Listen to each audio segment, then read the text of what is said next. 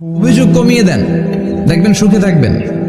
এইটা নাই, ওইটা নাই, এইটা পাই নাই, ওইটা পাই নাই, জীবনে এইটা হই নাই রে, ওইটা পাইলাম না রে, এরকম অভিযোগ করে দেদারসে অনেক এরকম লোক আছে না নাই? এরা অসুখী, এরা অসফল।